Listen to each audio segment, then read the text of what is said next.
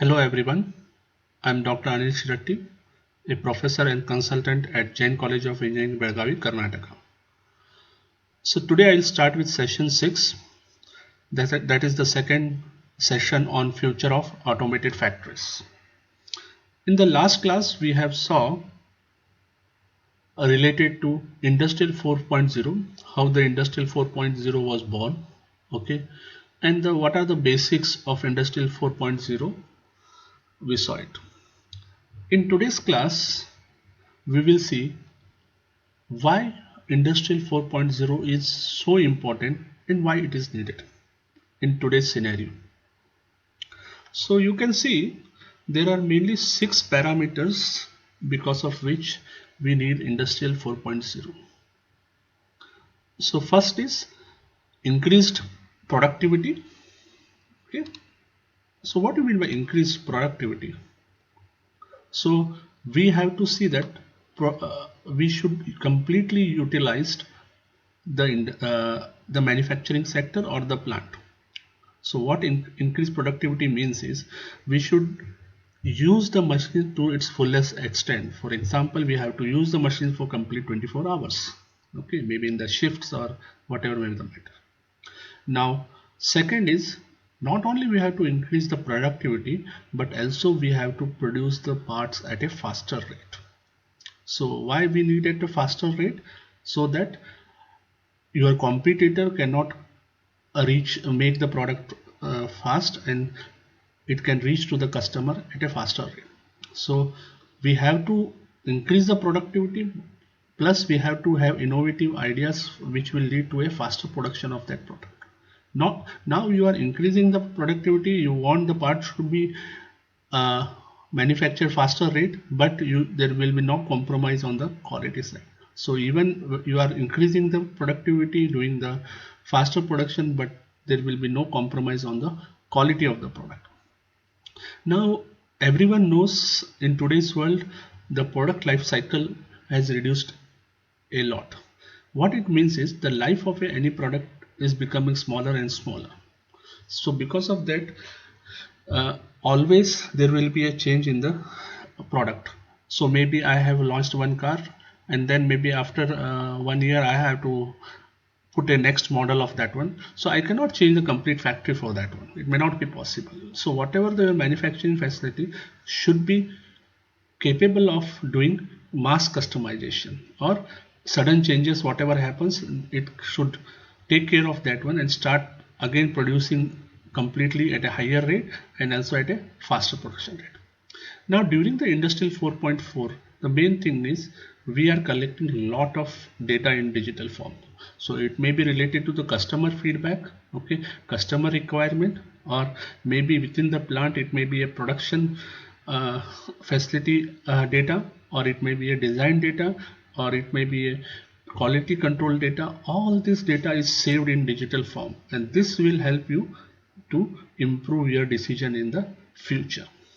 Next is the sharing economy. So what happens as the world it becomes so small, so we have to share the economy. What it means, you have to share the facilities. So maybe one plant you may have in one part of the globe and other in the other part of the globe, but you can manufacture in two different parts. At the third location you can assemble everything and do the final production. So this is possible only because of digitalization, or nothing but indirectly again Industry 4.40 will come into picture. So let's see all this facility one by one. So let's first go with the mass customization. So what is the mass customization? Increase flexibility in production and manufacturing on demand. So let's understand this one with a simple example. When Industrial 2.0 started, that was when mass production of vehicles started mainly by the Ford company. So that time it was a very great saying by Henry Ford, saying that I can give you the color of the car whichever you want, provided it should be a black in color. So what it shows, it was a seller's market, or I can say seller will decide what he should produce, and he will simply dump into the market, and customer has to take whatever the seller gives. So there was no feedback from the customer side. Okay, so I can say during that time the seller was the boss of the business or boss of the market. But in today's world, that is not the scenario. So you can see in the second picture, the scenario is there is a factory and always continuously customer feedback or dialogues are going on. So this is possible in terms of a industry, in today's industry. So what they are doing is they are continuously taking the feedback from the customer and then they are implementing in their product. So that's why you can see there is a two-way communication between the customer and the producer. Now what happens because of this, as the customer feedback is coming, for example, let's say I am producing the car all in white or black or maybe four colors, let's say red or maroon. Now I'm producing, I put in the market, very good, everything goes well, but I saw when many customers coming to my sales point or sales showroom, they are saying, okay, we want a yellow color. So I saw, for example, in a sale of 10,000, there is a requirement of 1,000 customer giving a feedback they want yellow in color. So immediately in the next month, what I do, I take the interaction from the customer, I'll change my system. So I'm doing a mass customization here. So I say, okay, this week I'll produce all yellow color cars. So mass changes happen because of the customer feedback is possible, and I'm producing only 1,000, not 10,000. So even a small changes is possible with in the current factory. So whatever the factory should have mass customization facility. Next is the faster production. So why we need the faster production? That is speed up the manufacturing process. That is 120% in time needed to deliver the orders, 70% in time to get the product to the marketplace. So there are two main things when we are doing any business. One thing is you have to design your product at a faster rate. Secondly, you have to produce at the faster rate, and main important, it should be delivered to the customer at a faster. So how this is possible? In this one, the main thing is the production. Okay, so production should be as fast as possible. Any small changes happens, it can be changed, it can be taken into account into the production, and again it will comes into the track. So this is possible only by two parameters, that is the digital design and let's say data driven supply chain. So how this will, let's think from one example point of view. Let's say I'm designing some car. So each part whatever I designed, I'll put in the digital form, that will be accessed by the production people. Again, the production people can think, okay, how much time it may take to manufacture that. Again, then they can send it to the their vendors. Okay, whatever the parts they are manufacturing from the vendor side, they can give the quote, and all this is possible only because of the digital design and data driven supply chain. Okay, so all this is possible by mainly by industrial 4.0, and main thing is in this one is the digital data. Okay, so this all is possible and we can increase the faster production rate. Third, better quality. So what do you mean by better quality? So as day by day the manufacturing is increasing, we can see that there's always a mass or a production. Okay, and what happens because of that, we have to keep accuracy. So many of you have heard Six Sigma. So what is mean by Six Sigma? So in simple terms, Six Sigma means there will be, suppose I am producing 1 million parts, or let's say 10 lakh parts, in that similar parts, in that only there should be 6 defects accepted. So you can imagine that much amount of accuracy what we are industry is expecting. Now this accuracy is good when we are doing huge amount of mass production. Okay, so during this one, even we have to go for completely PLC type of system. In manual manufacturing or conventional manufacturing will not take care, and that will not even fulfill the today's mass production stuffs. The next point is increased productivity. So what do you mean by increased productivity? So in simple terms, It means factory should be operational 24x, that is completely 24 hours, all 7 weeks a day, all 365 days. So now you can imagine, if I have so many machines which are working 24 hours a day, I don't know what will happen. Suddenly, if one day one machine broke, my complete production will stop. Now to overcome this one, what we are doing is we are putting a lot of sensors on that machine. So what the function of the sensor? So what the function is of the sensor is, it will go on collecting the data on the complete machine. So the data may be the quality of the coolant, whatever you are using, the quality of tool you are using, what is the status of the tool, okay, what is the health of the tool, what is the health of the machine, okay, or what may how much it is indirectly calculating again how much was the downtime in the sense, only I'm saying what is the setup time and what is the production time. So depends upon taking all this data, it can calculate at the backside and give a feedback to the maintenance department saying that okay, the coolant whatever used in this machine, it is used for 100 hours, so we have to completely change the coolant. So definitely once the next shift comes, he will get alarms and he will change it, so the quality is not compromised. So maybe once he can say okay, so many times amount of our tool is used for this type of machining, so I have to stop, change the tool carbide bite. Okay, so all this is possible only by collecting huge amount of data and then taking the decision, and that comes the our one of the main part. Now next is the increase productivity. So how I can increase the productivity? Okay, predictive maintenance avoids machine failure on the floor time. So I have to, one thing, I have to reduce my downtime, and that will indirectly also affect my increase my production time.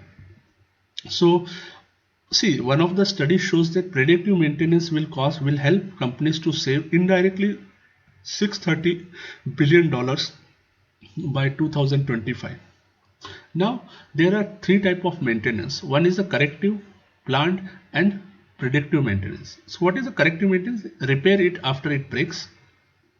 Now whenever the machine breaks, repair it after it breaks, it is high cost and overtime. So we don't know what will be the cost of maintenance, how much time it will take. If it is a plant, repair it before it breaks, okay, and it will be a schedule coordinated. So if it is a schedule, I can replace that machine with the other machine and do the production accordingly. Production can be shifted to other machine. What is predictive maintenance? Do not repair it, eliminate the root cause, and life extension, labor time, and reduction. So mainly we are trying to work this one, but we want to achieve the green part. Okay, so let's understand with simple term.